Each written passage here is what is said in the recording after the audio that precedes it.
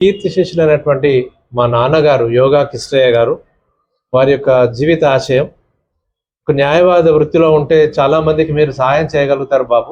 నేను మీ మల్లీశ్వరి భరత్ మనందరికీ సుపరిచితులే. అతను ఎవరో కాదు, తండ్రికి దగ్గ తనయుడిగా, తండ్రి ఆశయాలను ముందుకు తీసుకెళ్తున్నటువంటి వారసుడిగా, ఉపాధ్యాయుడిగా ఫస్ట్ ఇన్నింగ్స్, న్యాయవాదిగా సెకండ్ ఇన్నింగ్స్ని ప్రారంభించినటువంటి రవిప్రకాష్ గారు మనతో పాటు ఉన్నారు. డిఎస్పి లా ఛాంబర్స్ని స్థాపించి న్యాయ వ్యవస్థలో తనదైన శైలిలో ఒక ముద్రను వేస్తూ ముందుకు సాగుతున్నటువంటి రవిప్రకాష్ గారితో కాసేపు ముచ్చటిద్దాం. ఉన్నటువంటి న్యాయవాదులకు తాను చేస్తున్నటువంటి కార్యక్రమాల గురించి తెలుసుకునే ప్రయత్నం చేద్దాం. సార్ నమస్తే. సార్ నమస్తే సార్.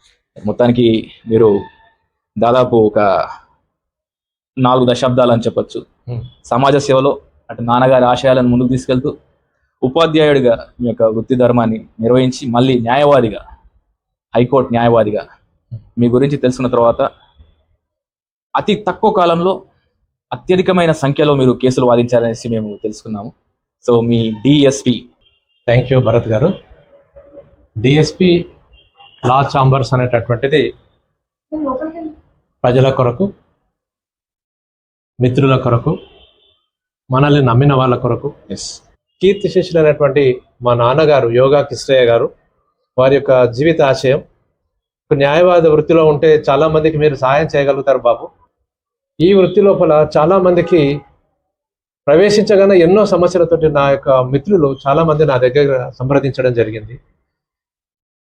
రిటైర్డ్ అయినటువంటి వాళ్ళు, పెన్షన్లు రాకపోవడం, తర్వాత కుటుంబ వ్యవస్థలలో వారి కుటుంబాల్లో పిల్లల యొక్క జీవితాలు చిన్నాభిన్నం కావటం, వారందరికీ ఒక కేర్ ఆఫ్ అడ్రస్గా నేను మారటం వల్ల అనతి కాలంలోనే నా అందరి మిత్రులు, స్టూడెంట్స్ వారందరి సహకారంతో ఇన్ని కేసులు చేయడం జరిగింది.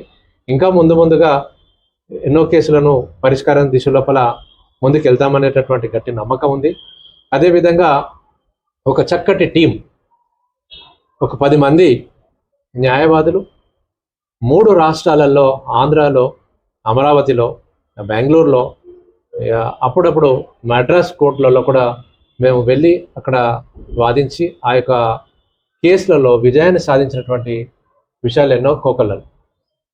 అందులో భాగంగా ఈరోజు ఈ ప్రోగ్రాం లోపల పాల్గొనడం, ప్రజలకు మీ ద్వారా ఇంకా చేరువ అవుతున్నందుకు కొరకు చాలా సంతోషిస్తున్నాం. ఎంతో ధన్యవాదాలు భరత్ గారు. ఇంకా మా లోకల్లో ఉన్నటువంటి న్యాయవాదులు కానివ్వండి, విలువైన వ్యక్తులను పరిచయం చేసి వాళ్ళని మా వంతు మేముగా సమాజంలో అంటే, ఎందుకంటే తెచ్చుకున్న స్వతంత్రం కొన్ని వందల సంవత్సరాలు కష్టపడ్డారు, ఇవాళ అవన్నీ మర్చిపోతున్నారు. అట్లీస్ట్ మనం ఒక 100 సంవత్సరాలు అయినా కానీ కూడా కాపాడుకోవాలంటే మీలాంటి వాళ్ళని వెలుగులోకి తీసుకురావడమే ప్రయత్నంగా భావించి మేము